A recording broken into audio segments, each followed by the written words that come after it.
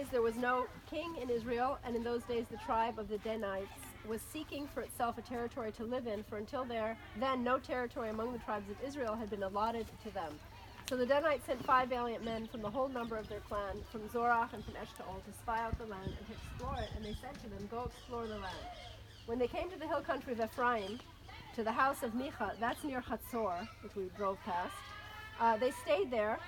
While they were at Micha's house, they recognized the voice of the young Levite, so they went over and asked him, who brought you here? What are you doing in this place? What is your business here? And he said to them, Micha did such and such for me, and he hired me, and I have become his priest. Then they said to him, "Inquire of God that we may know whether the mission we are undertaking will succeed." The priest replied, "Go in peace, the mission you are on is under the eye of the Lord." The 5 men went on, and when they came to Laish, they observed the people who were living there securely after the manner of the Sidonians, quiet and unsuspecting, lacking nothing on earth. Look at how lush it is here. And possessing wealth. Furthermore, they were far from the Sidonians and had no dealings with them. With Aram, that's Aramea. When they came to their kinsfolk at Zorach and Eshtaol, they said to them, "Come, what do you report?" They said, "Come, let us go up against them, for we have seen the land, and it is very good. Will you do nothing? Do not be slow to go, but enter it and possess the land. When you go, you will come to an unsuspecting people. The land is broad. God has indeed given it into your hands, a place where there is no lack of anything on earth." 600 men of the Danite clan, armed with weapons of war, set out from Zorach and Eshtaol and went up and encamped at Kiryat Yearim in Yehudah.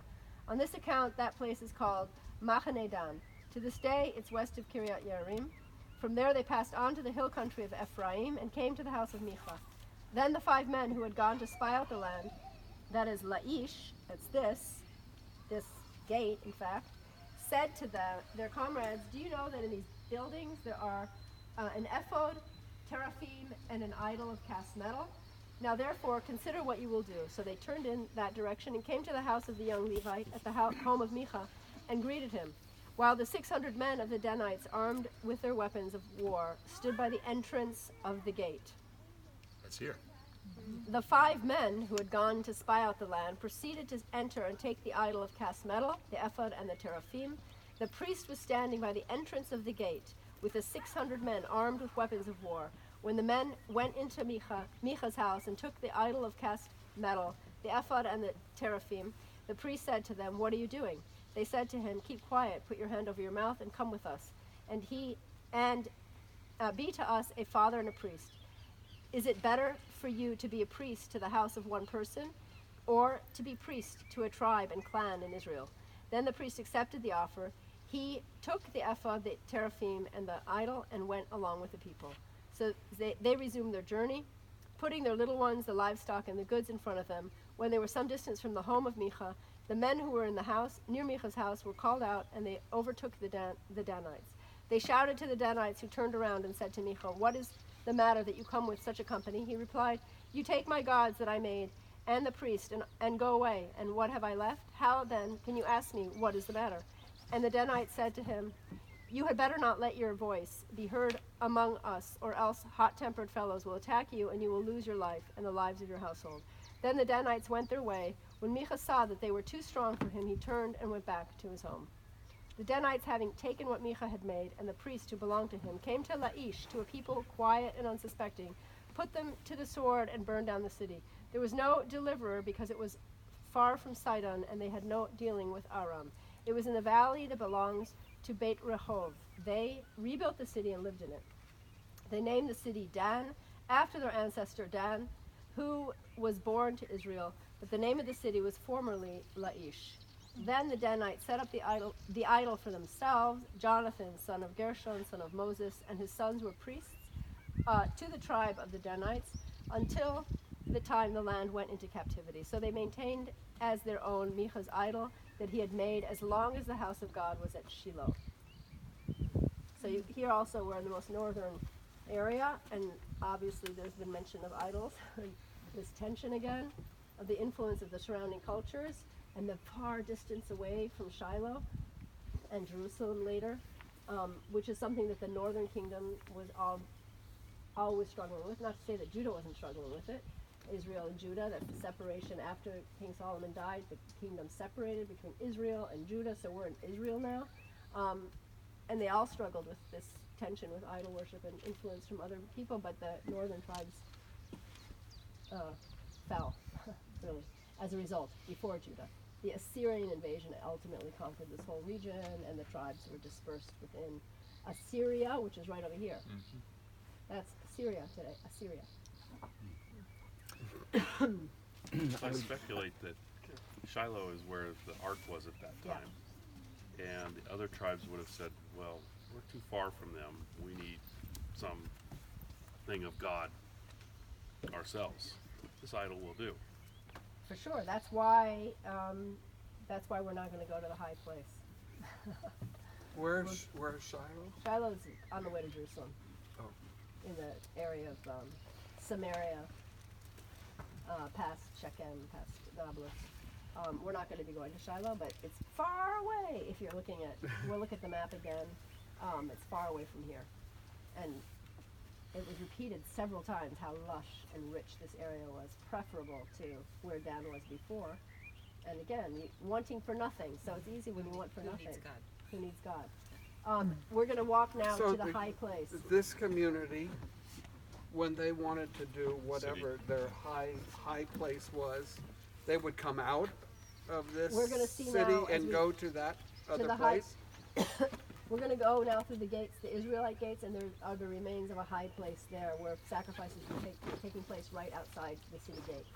But we're going to go through the Israelite gate. So they did this city, This did was a it Canaanite- outside This of. was Canaanite This was a city. Canaanite We're not looking city. at a high place They here. were They had- here living their own life, had Yeah. their gods, had their priests. They were just, this was home This for is them. pre. So whatever they're worshiping was inside this Was wall. their own, was They just didn't leave it. pre-Abraham. Well, it was burned when when Yeah. they came through and captured it.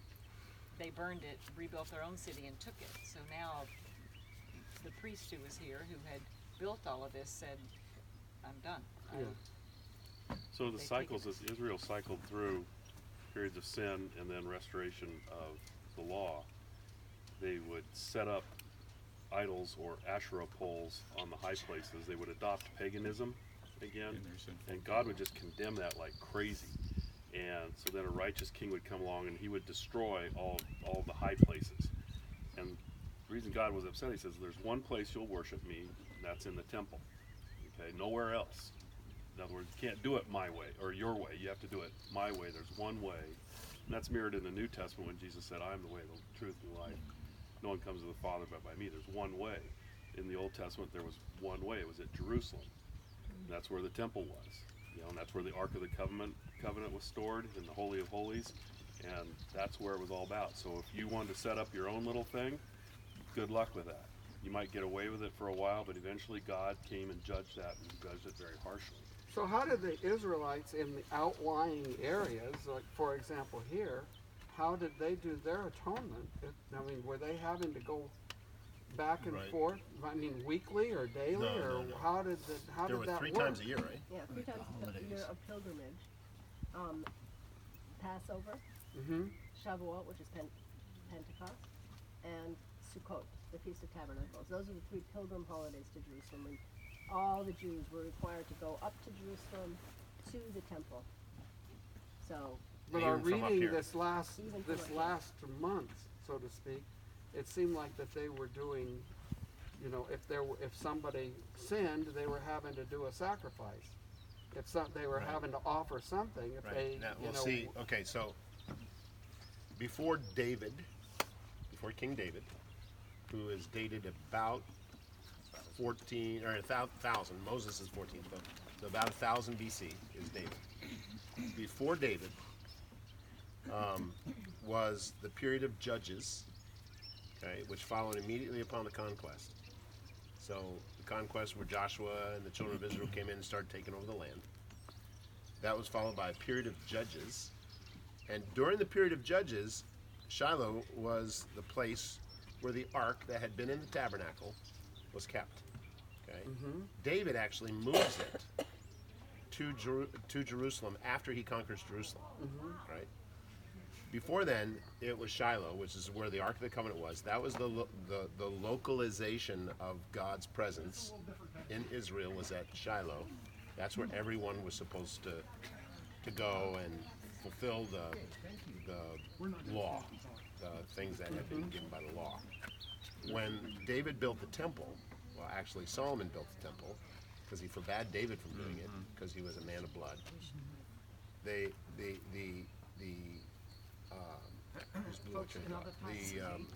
So until that was built, okay, then he moved the ark to the temple. Then everybody has to go to Jerusalem, right? So once the temple was built, Ark of the Covenant is taken to the temple. God's blessing. Everybody had to go to Jerusalem. That's after there's a kingdom. Right. Before that, there wasn't a kingdom. Right. Now, one more question here, and this is this Dan. If Joshua is potentially editing the Pentateuch, could that refer to the original spot of Dan, where Dan was down by Tel Aviv? I don't know. I can't answer you that. I don't know that area had a very long, existence. So when you refer to Dan, you're always referring to this area. Because it was almost immediate. They didn't help and then